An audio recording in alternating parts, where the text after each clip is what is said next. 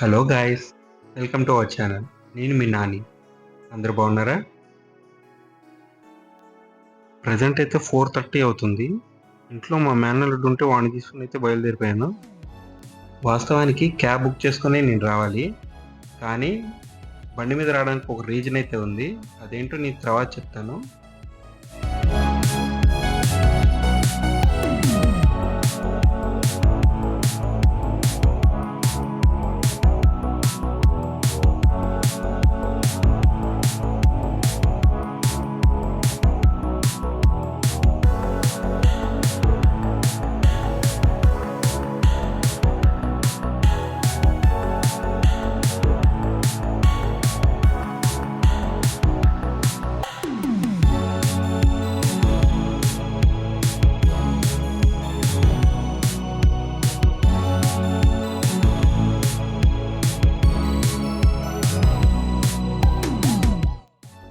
మేమైతే 4:50 కల్లా ఎయిర్పోర్ట్కి రీచ్ అయ్యాము.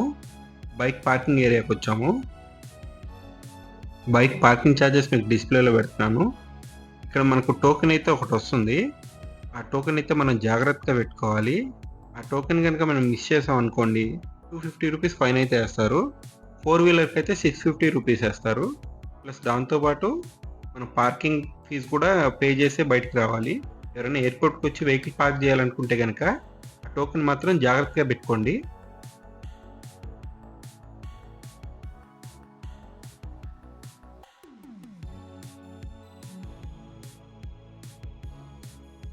మనం ఎయిర్పోర్ట్కి రావాలంటే ఓన్ వెహికల్స్లోనో లేదంటే క్యాబ్ బుక్ చేసుకొని వస్తాము.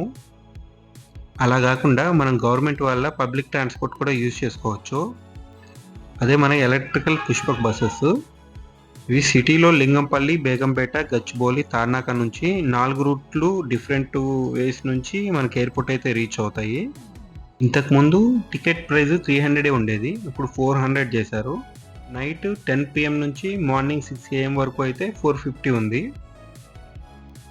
గూగుల్లో మనం పుష్పక్ ఎయిర్పోర్ట్ బస్సెస్ అని కొడితే వాటి టైమింగ్స్ అన్ని లొకేషన్స్లో దొరుకుతాయి.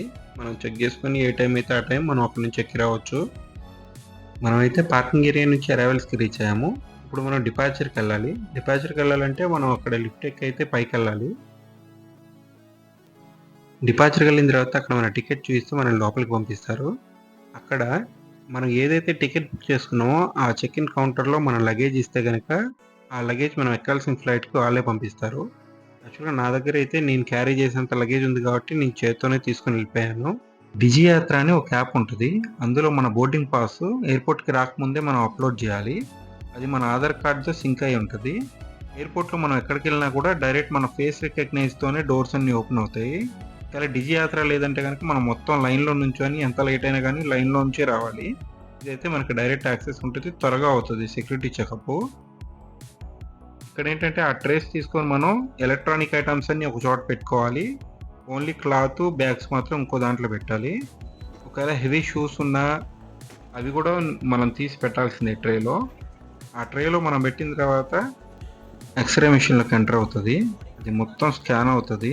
ఈ స్కాన్ అయ్యేది మొత్తం పక్కన మానిటర్లో సెక్యూరిటీ వాళ్ళు మొత్తం చూస్తుంటారు. ఏమాత్రం చిన్న డౌట్ ఉన్నా కూడా మొత్తం అది వేరే వేలోకి వెళ్ళిపోతుంది, మన దగ్గరికి రాకుండా. అక్కడ వాళ్ళు మొత్తం ఓపెన్ చేసి చెక్ చేసిన తర్వాతనే మనకి ఇస్తారు. అందులో ఏమన్నా తీసేయాల్సిన వస్తువులు ఉంటే తీసేయాల్సి వస్తుంది. లైక్ స్క్రూ డ్రైవర్లు, చిన్న చిన్న టూల్స్ లాంటివి కానీ, చాకులు, లైటర్లు, ఇట్లాంటివి ఏమీ మనం క్యారీ చేయకూడదు. అట్లాంటివి ఏమున్నా కూడా ఈ మొత్తం ఎయిర్పోర్ట్లోనే డస్ట్బిన్లో వేసేయాలి. సో ఎవరైనా వచ్చేటప్పుడు పెద్ద లగేజ్లో మొత్తం బట్టలు పెట్టుకొని ఏమైనా ఎలక్ట్రానిక్ ఐటమ్స్ ఉంటే చిన్న బ్యాగ్లో క్యారీ చేయండి. సో డైరెక్ట్ ఎంత పెద్ద బ్యాగ్ అయినా బట్టల వరకు ఉంటే అది ఒక ట్రేలో పెట్టేసేయచ్చు, మళ్ళీ తీసి సర్దుకునే పని ఉండదు. సెక్యూరిటీ చెకప్ అయిపోయిన తర్వాత ఫ్లైట్ క్యాన్సిల్ అయిపోయిందేమని భయపడ్డాను ఆ చార్ట్ చూసి. నా ముందు ఫ్లైట్లు, నా తర్వాత ఫ్లైట్లు క్యాన్సిల్ అయినాయి. దేవుడి వల్ల నా ఫ్లైట్ అయితే క్యాన్సిల్ అవ్వలేదు. సో అప్పుడు నేను మా అల్లుడికి ఫోన్ చేసి, అరే నువ్వు ఇంటికి వెళ్ళిపోరా అని చెప్పాను. బండి మీద రావటానికి రీజన్ ఏంటంటే, ఇన్ కేస్ ఫ్లైట్ కనుక క్యాన్సిల్ అయితే మళ్ళీ వెంటనే తిరిగి ఇంటికి వెళ్ళిపోవడానికి బండి మీద వచ్చాను అనమాట. నా ఫ్లైట్ గేట్ నెంబర్ 15. అప్పటికే 5:45 అయింది. నా ఫ్లైట్ యాక్చువల్గా 6:30కి. మనం ఎయిర్పోర్ట్కి రీచ్ అయింది 4:50కి. సో మనం 2 hours ముందే రావాలన్నమాట ఎప్పుడైనా ఎయిర్పోర్ట్కి వస్తే మనకి ఇంకా ఈజీ అవుతుంది. ఇక్కడ గేట్లోకి వచ్చిన తర్వాత మాత్రం మనం ఒకసారి ఫ్లైట్ నెంబర్ అయితే క్రాస్ చెక్ చేసుకోవాలి. లైన్లో వచ్చిన తర్వాత మన దగ్గర ఉన్న టికెట్ అయితే అక్కడ ఇవ్వాలి. వాళ్ళు స్కాన్ చేసుకొని మనల్ని అయితే లోపలికి పంపిస్తారు. ఇక్కడ స్కానింగ్ అయిపోయిన తర్వాత మనం లోపలికి అయితే వెళ్ళిపోవచ్చు. డైరెక్ట్ ట్యూబ్ వే ఉంటుంది ఫ్లైట్ గేట్ వరకు. మళ్ళీ గేట్ దగ్గర మళ్ళీ ఒకసారి మన టికెట్ని స్కాన్ చేసి లోపలికి పంపిస్తారు. మొత్తానికైతే ఫ్లైట్ లోపలికి ఎక్కేసాము. అప్పటికే టైం 6 అయిపోయింది.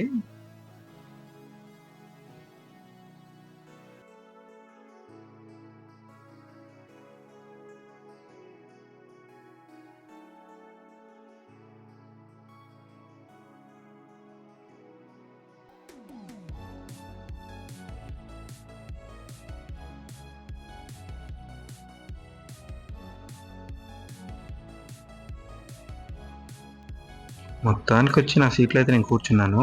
చిన్న వీడియో తీద్దాం కదా అని తీస్తుంటే ఎయిర్ హోస్టెస్ వచ్చి సార్ వీడియోస్ తీయకూడదు సార్ అని చెప్తుంది. లేదు లేదు ఫోన్ కెమెరా పనిచేస్తుందా లేదని చెక్ చేస్తున్నానంటే ఓకే ఓకే అని వెళ్ళిపోయింది. ఫ్లైట్ స్టార్ట్ అయింది ఇప్పుడే. టైం వచ్చేసరికి 6:55 అయింది. యాక్చువల్గా 6:35కే స్టార్ట్ అవ్వాలి. కానీ క్యాబిన్ క్రూ వేరే ఫ్లైట్ నుంచి ఈ ఫ్లైట్లోకి చేంజ్ అవ్వడానికి వాళ్ళకి టైం పట్టింది. అందుకే వెయిట్ చేశారు ఇప్పటిదాకా. ఇప్పుడిప్పుడే తెల్లారుతుంది. సూర్యుడు అట్లా పైకి వస్తున్నాడు మా వెనక నుంచి. విండో సీట్ ఉండాల్సిందే కంపల్సరీగా. మనం బస్ ఎక్కినా ట్రైన్ ఎక్కినా అక్కడికి ఫ్లైట్లో అయినా సరే విండో సీట్ లేకపోతే అసలు నాకు జర్నీ చేసినట్టే ఉండదు.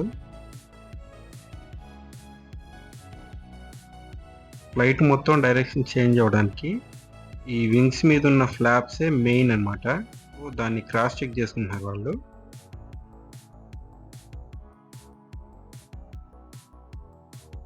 అలా రన్వే మీదకి స్టార్ట్ అవగానే పక్కన చిన్న ఫ్లైట్ వచ్చింది.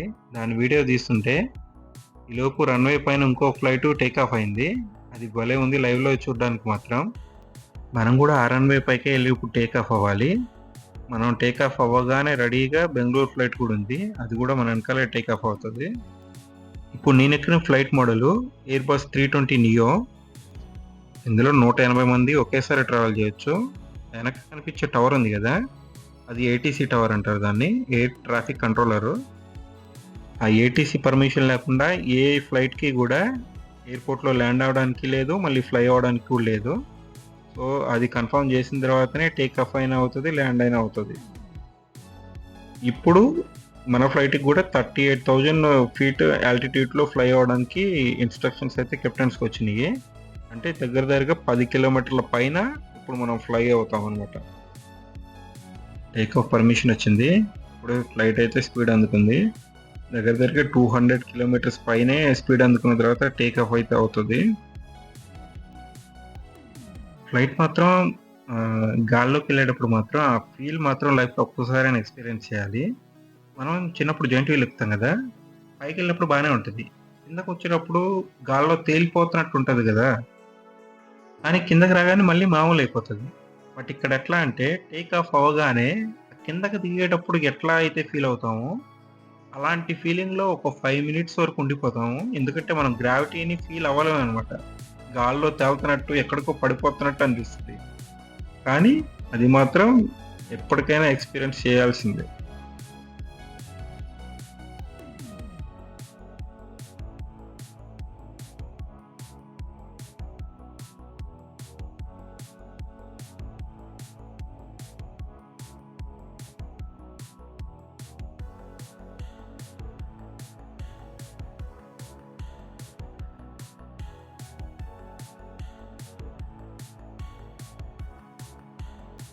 టేకాఫ్ అయిన తర్వాత చాలామందికి వామిటింగ్ సెన్సేషన్ వస్తుంది. అది వచ్చినప్పుడు మనం వామిటింగ్ ఏమైనా చేసుకోవాలనుకుంటే ముందు సీట్ కవర్లో థిక్నెస్ బ్యాగ్ ఉంటుంది అనమాట. దాంట్లో మనం వామిటింగ్ చేసుకోవచ్చు. దాన్ని మళ్ళీ నీట్గా అంటించేసి పక్కన పెట్టేయచ్చు అన్నమాట. ఈ ఒక్క సీన్ చూడడానికైనా కానీ మనం ఖచ్చితంగా ఫ్లైట్ ఎక్కాలి, ఒక్కసారైనా కానీ. ఎప్పుడు మేఘాలని మనం కింద నుంచి చూస్తాం కదా, అదే ఆ మేఘాలన్నిటికన్నా పైకి వెళ్ళిపోయి ఆ పైనుంచి కిందకు చూస్తుంటే అది నిజంగా అద్భుతం అండి. ఏదో పాల సముద్రంలో ఉన్నట్టు, మంచు కొండల్లో ఉన్నట్టు అనిపిస్తుంది. ఆ ఫీల్ అసలు అది వీడియోలో కూడా కాదు, డైరెక్ట్గా చూస్తేనే ఆ ఫీల్ వేరనమాట. మీరు ఈ వ్యూ ఎంజాయ్ చేసే టైంలో నా ఫస్ట్ ఫ్లైట్ ఎక్స్పీరియన్స్ నేను మీతో షేర్ చేసుకుంటాను. ఒకరోజు బెంగుళూరులో ఎమర్జెన్సీ వచ్చిందనమాట. చిన్న ఫైర్ యాక్సిడెంట్ ఒకటయింది మా డిపోలో. దానివల్ల ఏమైందంటే మా ఆపరేషన్స్ మొత్తం ఆగిపోయినాయి. అక్కడ ఆ వర్క్ చేయడానికి ఎవరు లేరు. యాక్చువల్‌గా చిన్న చిన్న ఎలక్ట్రికల్ వర్క్స్ ఎవరైనా చేస్తారు. హెచ్‌టీ సైడు ట్రాన్స్‌ఫార్మర్ దగ్గర ఈ వర్క్స్ అన్నీ చేయాలంటే గనక ఎవరు అంటే ఉంటారు. బట్ ఆ టైంలో అయితే ఎవరు లేరు ఆ రోజు. అది కూడా ఫైర్ అయింది. ఆ ఫోటోస్ అయన్నీ చూసి చాలామంది అది చేయడానికి కూడా రేపొస్తాం, ఎల్లుండి వస్తాం అన్నారు. కానీ మాకంత టైం లేదనమాట. అయితే నాకు ఫోన్ చేశారు మా సారు. ఫోన్ చేసి అర్జెంట్‌గా బెంగుళూరు వెళ్ళాలి.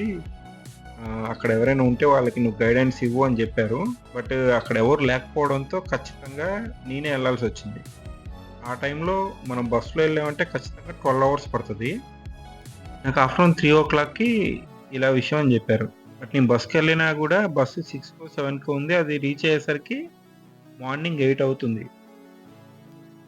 సో, ఖచ్చితంగా నేనే వెళ్ళాల్సొచ్చింది. సో, నేనేంటి అప్పటిదాకా ఎప్పుడు ఫ్లైట్‌లో జర్నీ చేయలేదు. కనీసం బుకింగ్ గూడా నేనెప్పుడు చేయలేదనమాట. సో, మా ఆఫీస్‌లో మా కొలీగ్ శాంతి సార్ అని ఉంటారు. వాస్తవానికి ఫ్రెండ్‌షిప్‌కి ఏజ్ డిఫరెన్స్ కాదనటానికి ఆయనే ఉదాహరణ. ఆయన చాలా పెద్దాయన. కానీ మేమిద్దరం బాగా క్లోజ్‌గా ఉంటామనమాట. ఆహ్, ఆ రోజు ఆయనే నాకు టికెట్ బుక్ చేసి, ఏ టైం కల్లా ఎయిర్‌పోర్ట్‌కెళ్ళాలి, ఎంత ముందెళ్ళాలి అని ఆయనే నన్ను గైడ్ చేశాడు. 4కి ఆయనే టికెట్ బుక్ చేశాడు. నా ఫ్లైట్ 6:15కి. యాక్చువల్‌గా మా ఇంటి దగ్గర నుంచి ఎయిర్‌పోర్ట్‌కి 12 కిలోమీటర్సే. నాకు 20-30 మినిట్సే పట్టిద్ది. బైకేసుకొని వెళ్ళిపోయాను ఆ రోజు. ఎయిర్‌పోర్ట్ పార్కింగ్‌లో పెట్టేసి వెంటనే లోపలికెళ్ళిపోయాను. ఆ వెళ్ళిన దగ్గర నుంచి వీడియో కాల్‌లో ప్రతి ఒక్కటి ఆయనే నన్ను గైడ్ చేశాడు. ఎక్కడికెళ్ళాలి, ఎలా చేయాలి అని. వాస్తవానికి ఆ రోజైతే ఇప్పుడు ఈరోజు నేను సెక్యూరిటీ చెకప్ చూయించాను గదా! చాలా ఫ్రీగా అయిపోయింది. ఆ రోజు లిటరల్‌గా 1 అవర్ పైనే నేను ఆ క్యూలో నుంచున్నా. ఎందుకంటే నాకు డిజి యాత్ర యాప్ ఉంటది. దాంట్లో ఇట్లా చేసుకోవచ్చని కూడా నాకు తెలీదు. అయితే 1 అవర్ అట్లా లైన్‌లో ఉండి సెక్యూరిటీ చెకప్ చేసుకొని నేనెళ్ళేసరికి ఎగ్జాక్ట్‌గా 5:40 అట్లా ఎళ్ళాను. హ్మ్. 5:45కే బోర్డింగ్ స్టార్ట్ చేశారనమాట. వెళ్ళాను, ఫ్లైట్‌లో కూర్చున్నాను. ఇంక అట్లా ఆ రోజైతే మాత్రం ఎంత ఎక్సైట్‌మెంట్‌లో ఉన్నానంటే అంత ఎక్సైట్‌మెంట్‌లో ఉన్నాను. ఫ్లైట్ ఎక్కే వరకు కూడా ఆయన ఫోన్‌లో మాట్లాడి జాగ్రత్తగా నన్ను ఎక్కించాడు ఆ రోజు. అట్లా ఆయన ద్వారా నేను చాలా నేర్చుకున్నాననమాట. అయితే ఫ్లైట్ ఎక్కిన తర్వాత కూడా వీళ్ళు చెప్తారు. ఏంటి ఇన్‌స్ట్రక్షన్స్ చెప్తారు. మన ఎయిర్ హోస్టెస్ ఇట్లా ఎమర్జెన్సీ డోర్ ఎట్లా ఉంటది? ఎక్కడ ఓపెన్ జేయాలి? ఎట్లా ఓపెన్ జేయాలి? ఎమర్జెన్సీ డోర్ దగ్గర సీట్ ఉన్న వాళ్ళకి చెప్తారు. ప్లస్ ఏదైనా ఇన్‌కేస్ ఎమర్జెన్సీలో వస్తే ఆక్సిజన్ మాస్క్ ఎట్లా పెట్టుకోవాలి? మన వాటర్‌లో ఏమన్నా పడితే లైఫ్ జాకెట్ ఎట్లా ఏసుకోవాలి? దాన్ని ఎట్లా ఆపరేట్ జేయాలని. కానీ ఎప్పుడు ఫ్లైట్ ఎక్కినా వాళ్ళది చెప్పేటప్పుడు అట్లాంటి అవసరం ఎప్పటికీ ఎవ్వరికీ రాగూడదు అని మాత్రం ప్రేయర్ చేసుకుంటాను నేను కంపల్సరీగా. ఇంకా దాని తర్వాత నేను చాలా సార్లు ఫ్లైట్ జర్నీ చేశాను. చాలా ప్లేసెస్‌కెళ్ళాను. బట్ పర్సనల్‌గా నాకైతే మాత్రం బెంగుళూరు ఎయిర్‌పోర్ట్‌లో టెర్మినల్ 2 అంటే చాలా ఇష్టం నాకు. ఆ ఎయిర్‌పోర్ట్ ఉంటది. నిజంగా 2 కళ్ళు చాలవు చూడ్డానికి. ఇన్‌కేస్ ఎప్పుడైనా కుదిరితే దాని వీడియో ఖచ్చితంగా తీసి పెడతాను. రాబోయే రోజుల్లో. నిజంగా ఇది మాత్రం నెక్స్ట్ లెవెల్ వ్యూ అసల. కిందయితే ఏదో ఒక మంచు పర్వతం పైకొచ్చినట్టు ఆ బ్లూ స్కై అసలు 2 కళ్ళు చాలలేదు. ఒక పక్క వీడియో తీస్తున్నాననే గాని నాకైతే డైరెక్ట్ అట్లా చూస్తూ ఉండిపోవాలనిపించింది. కానీ వీడియో తీయాలి కాబట్టి వీడియో తీస్తూ కూర్చున్నాను నేను. నేనైతే ఈ ఎక్స్‌పీరియన్స్ అన్నీ ఫీల్ అవుతాను కానీ, ఎప్పటికైనా నా ఫ్యామిలీ మొత్తాన్ని ఫ్లైట్ ఎక్కించాలి. అందరిని ఒకేసారి కాకపోయినా ఫస్ట్ మా అమ్మ, మా నాన్నని, తర్వాత మా వైఫ్‌ని, పిల్లల్ని, ఆ తర్వాత మా ముగ్గురు అక్కల్ని ఎక్కిస్తా. ఇది మాత్రం పక్కా. దాని తర్వాత ఇక ఎవరినైనా ఎక్కియాలనుకుంటే ఎక్కిస్తాను. ఖచ్చితంగా మాత్రం ఫ్యామిలీలో ప్రతి ఒక్కరిని ఎక్కిస్తా. ఖచ్చితంగా. ఎందుకంటే మిడిల్ క్లాస్ వాళ్ళకి ఒక ఫ్లైట్ ఎక్కామంటే దానికన్నా హ్యాపీనెస్ ఎవరికుంటది చెప్పండి.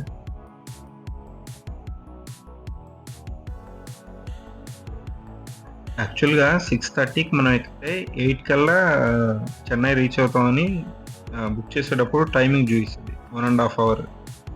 బట్ యాక్చువల్‌గా మనం స్టార్ట్ అయిందే 7కి హైదరాబాద్‌లో. ఇప్పుడు 7:55 అయింది. అంటే 55 మినిట్స్‌లో చెన్నైకొచ్చేసాం. 8 కల్లా కరెక్ట్‌గా మేము ఫ్లైట్‌లోని కూడా కిందకి దిగిపోయాం యాక్చువల్‌గా. ఇండిగో ఎప్పుడు కూడా అట్లనే చేస్తది. 1½ అవర్ టైం చెప్తది. కానీ 1 అవర్‌లోనే తీసుకొనొస్తది. సర్వీసెస్ అంతా బావుంటాయి కానీ మొన్నొచ్చిన క్రైసిస్‌తో మాత్రం ఇండిగో ఒక్క దెబ్బకి అట్లా మొత్తం కొలాప్స్ అయిపోయింది. యాక్చువల్‌గా వాళ్ళు ఎఫ్‌టిటిఎల్ ఫాలో అవ్వలేదన్నమాట. అంటే ఫ్లైట్ డ్యూటీ టైమింగ్ లిమిటేషన్. అంటే ఒక కెప్టెన్‌కొచ్చేసరికి పర్ వీక్‌కి 36 అవర్స్ రెస్ట్ వీళ్ళిచ్చేది. కానీ 48 అవర్స్ రెస్ట్ ఇయ్యమని చెప్పి గవర్నమెంట్ జియో పాస్ చేసింది. బట్ లాస్ట్ ఇయర్ 2024 జనవరిలో పాస్ చేసిన జియో అది. ఇప్పటి వరకు కూడా ఇండిగో దాన్ని ఫాలో అవ్వలేదు. అమల్లోకి తీసుకురాలేకపోయింది. గవర్నమెంట్ కూడా ప్రెజర్ చేయలేదు. బట్ ఇప్పుడు మొన్న ప్రెజర్ చేసిన తర్వాత ఏమైందో ఇష్యూ అందరికీ తెలిసిందే. కానీ ఫ్యామిలీస్‌తో వేరే కంట్రీలు వెళ్ళేవాళ్ళు, వేరే కంట్రీ వాళ్ళు ఇక్కడ ఉండిపోయిన వాళ్ళు కానీ చాలా ఇబ్బంది పడ్డారు. అది మాత్రం నిజంగా చాలా బాధాకరం అనమాట. దగ్గర దగ్గరగా 1000 ఫ్లైట్‌ల పైననే క్యాన్సిల్ అయిపోయినాయి ఇండిగో వాళ్ళయి. నేను కూడా భయపడుతూనే వచ్చాను ఈరోజు కూడా ఎయిర్‌పోర్ట్‌కి. బట్ దేవుడి వల్ల అయితే ఏం కాలేదు. మనమైతే ఆన్ టైం చేరుకున్నాం. ఎందుకంటే నాకు యాక్చువల్‌గా ఇది మంగళవారం కదా! నేను 9థ్ మార్నింగ్ వీడియో ఇది. December ninth. డిసెంబర్ 10థ్ వెడ్నెస్‌డే నాకు మీటింగ్ ఉంది. సో, దానికోసం నేను ముందే వచ్చి ప్రిపేర్ అవ్వడం కోసం నేను వచ్చాను ఎమర్జెన్సీలో. ఇది మిస్ అయితే మళ్ళీ ఇబ్బందయ్యేది. కరెక్ట్‌గా 7:59కి మనం ల్యాండ్ అయిపోయాము. యాక్చువల్‌గా 7కి మనం స్టార్ట్ అయింది. అంటే 6:55కి 1 అవర్ ఎగ్జాక్ట్‌గా చెన్నైకి తీసుకొచ్చేసాడు.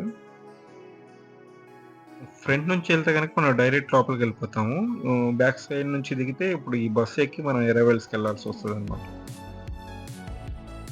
ఇప్పుడు బ్యాగేజ్ ఉంటది కదా! బ్యాగేజ్ మనం గనక అక్కడ కౌంటర్‌లో ఇచ్చినట్టయితే మనకి ఫ్లైట్ దిగే ముందే ఫ్లైట్‌లో అనౌన్స్ చేస్తారు.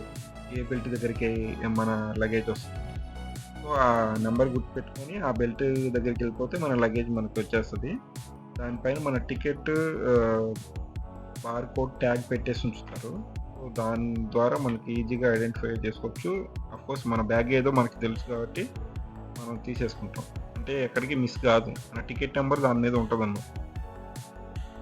ఇక్కడ నుంచి ఇదిగో బ్యాగేజ్ క్లెయిమ్ అని ఉంది కదా! ఇంకా స్ట్రెయిట్ అటే వెళ్తాము. బ్యాగేజ్ క్లెయిమ్ చేసుకున్న తర్వాత అటు నుంచి అటే ఎగ్జిట్ కూడా ఉంటది. ఇది బ్యాగేజ్ కౌంటర్ అన్నమాట. ఇది బెల్ట్ నంబర్ 1. మా ఫ్లైట్ వాళ్ళకి బెల్ట్ నంబర్ 2 ఇచ్చారు. అది కొంచెం ముందు ఉంది. ఇది బెల్ట్ నంబర్ 2. ఇక్కడికి వస్తది ఆ లగేజ్. మా ఫ్లైట్‌లో లగేజ్ అంతా తీసుకొచ్చి ఇక్కడికి వస్తది. ఇక్కడ కలెక్ట్ చేసుకోవాలి ఈ బెల్ట్‌లో.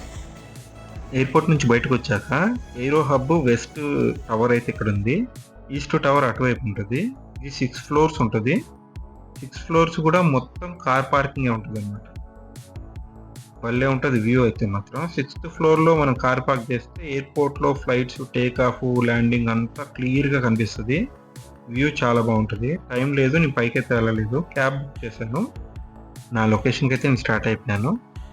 ఈ వీడియో ద్వారా కొత్తగా ఫ్లైట్ ఎక్కాలనుకునే వాళ్ళకి తగిన ఇన్ఫర్మేషన్ అయితే అందిందనే అనుకుంటున్నాను.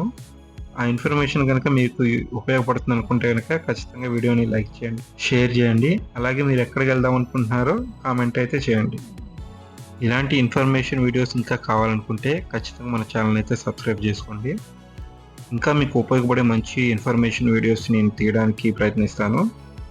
వీడియోని ఇక్కడి వరకు చూసిన ప్రతి ఒక్కరికి thank you very much. See you in next video.